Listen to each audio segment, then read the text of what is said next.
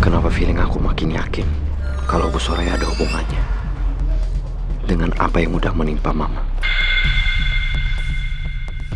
Aku memang ikhlas dengan kepergian Mama.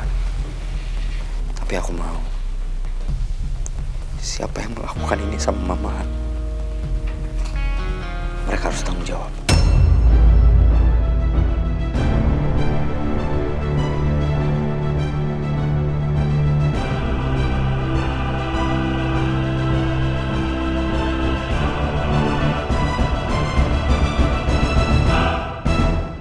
Tolong ya,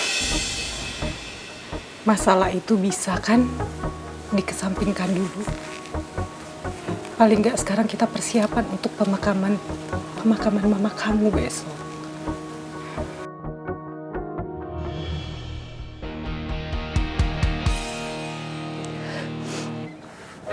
Suami, besok kita ke pemakamannya Bu Lisa kan? Ya sayang, pasti. Ji, lu besok juga ikut kan ke pemakaman? Iyalah, gue pasti ikut juga. Ya udah kalau gitu bagus. Kita barengan aja ya. Ya. Semoga aja Bu Soraya nggak kenapa-napa deh. Maaf, Pak Polisi, Pak Kasum, saya boleh bertanya nggak? Oh, silakan Pak. Kalau boleh saya tahu Pak, kenapa Bu Soraya mau dimintai keterangan soal kejadian Bu Lisa?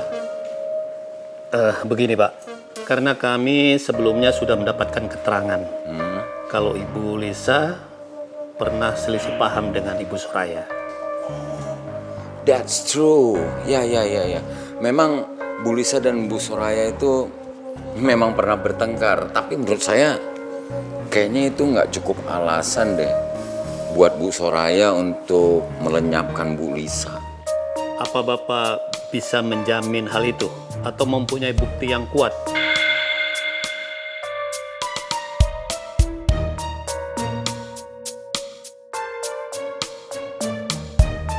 Kalau memang benar demikian, maka Bapak bisa dijadikan saksi dalam kasus ini. Oh, enggak. Saya nggak punya bukti. Saya cuma, itu pendapat pribadi saya aja, Pak. Itu, tolong saya jangan dilibatkan dengan persoalan ini, Pak. Nanti kalau Bu Sorayanya udah agak membaik, Bapak-bapak langsung aja untuk menanyakan ke Bu Soraya langsung. Baik, Pak. Oh no, looks like I said wrong. Tahu gitu mending diam aja.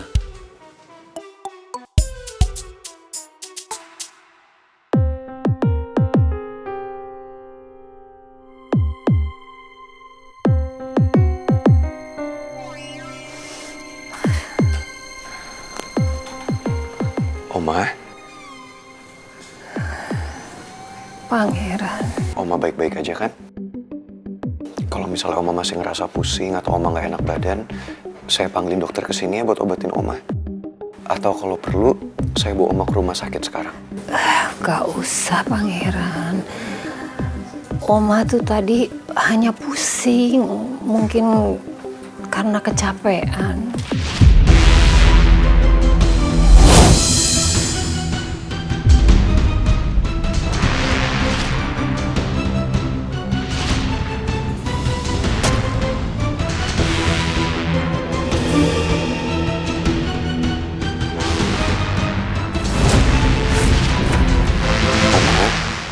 Oma kenapa Oma?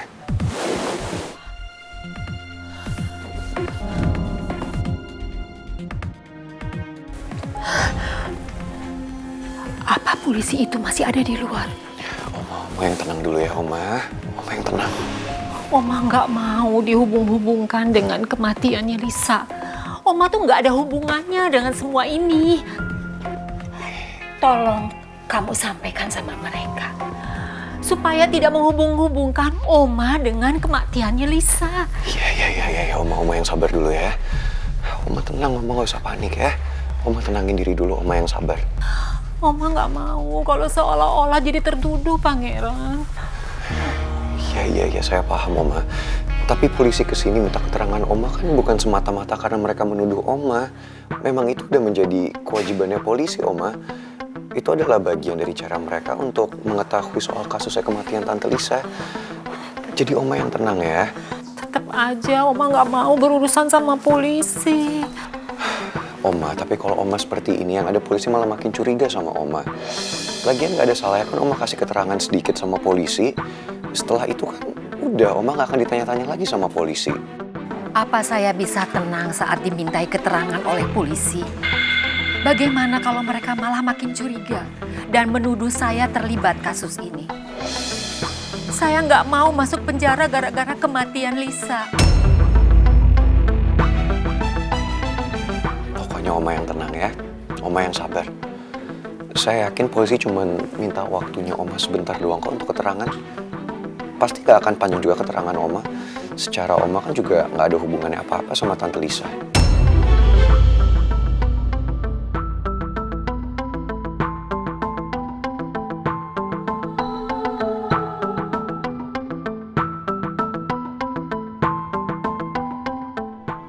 Kenapa saya dimintai keterangan soal kematiannya Lisa? Ibu Soraya, siapapun orangnya yang terkait dengan kematian Ibu Lisa akan dimintai keterangan sesuai prosedur yang kami jalankan. Sekarang kan Ibu sudah sadar, jadi sudah siapkah untuk memberikan keterangan? Karena sebelumnya Ibu mengalami pingsan. Tadi itu saya hanya agak pusing saja. Mungkin karena kecapean. Tapi sekarang saya sudah siap untuk memberikan keterangan. Apa saja yang Ibu lakukan di saat hari pertama Ibu Lisa menghilang? Waktu itu saya ada janji untuk bertemu dengan teman saya. Dan saya minta kepada Karno, supir saya, untuk mengantar. Tapi ternyata di jalan itu mobil saya banyak kempes. Karena saya nggak mau menunggu terlalu lama, saya minta kepada supir saya untuk dicarikan taksi. Lantas, kemana tujuan Bu Soraya? Akhirnya rencananya saya memang mau melanjutkan perjalanan saya untuk ketemu dengan teman saya. Tapi karena kaki saya sakit sekali, akhirnya saya jadinya pulang aja ke rumah.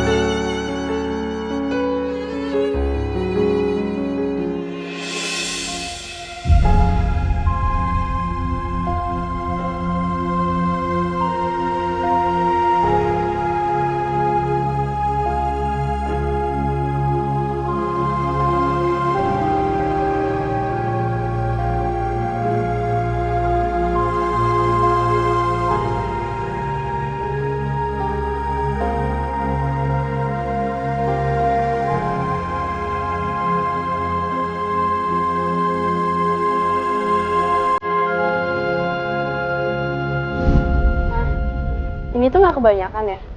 Padahal kan modelnya sama, cuman warnanya aja yang beda. Tapi mama tetap aja beliin semuanya buat aku. Gak apa-apa sayang, kamu kan suka modelnya, mama tuh gak bisa milih warna yang mana yang buat kamu. Jadi kalau kamu punya semua warna, ya gak masalah, kan kamu suka. Tapi kan ini semua berlebihan kali, Ma. Enggak Put, gak ada masalah kok. Kita kan jarang banget pergi berdua shopping bareng, jarang kan? Mama tuh mau menebus semua waktu yang hilang sama kamu. Dulu kan Mama nggak pernah perhatian sama kamu, bahkan Mama ninggalin kamu dari kecil. Jadi sekarang Mama mau menebus itu semua. Ya, Kasih ya, Ma. ya sayang. Habis ini kita ke Elamur Diamond yang di Dharma Wangsa ya. Mama mau beli berlian. Iya, buat kamu. Buat aku? Gak usah, Ma. Aku nggak pakai berlian. Aku nggak butuh berlian. Kamu layak ngedapetin itu, Putri, anak Mama. Udah nurut aja. Ya udah. Kamu tahu nggak? Kamu tuh berliannya hati Mama. Dunianya Mama dan segala-galanya buat Mama. Mama akan selalu ada buat kamu, Put. Akan ada selama-lamanya buat kamu.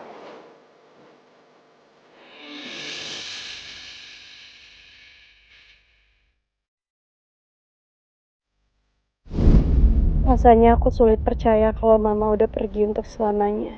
Aku masih ingin habisin banyak waktu sama Mama. Aku masih ingin kenal Mama lebih dekat lagi. Tuh, lihat. Cantik kan? Nanti perhiasan ini kamu pakai ya. Pas kamu menikah sama pangeran. Tapi apa nggak terlalu mewah ya, Ma? Soalnya kan konsep pernikahan aku sama pangeran itu simpel dan minimalis. Enggak, sayang. Walaupun konsep pernikahan kamu simpel sama minimalis, calon pengantinnya tetap dong harus kelihatan cantik, mewah, dan elegan. Ya? Tuh. Cakep tahu.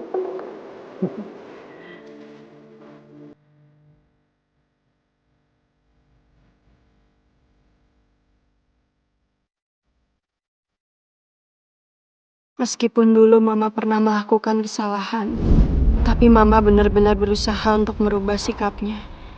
Meskipun dalam hati Mama, pangeran bukan kriteria menantu yang dia harapkan. Tapi Mama tetap mengalah, karena tahu pangeran adalah kebahagiaan aku.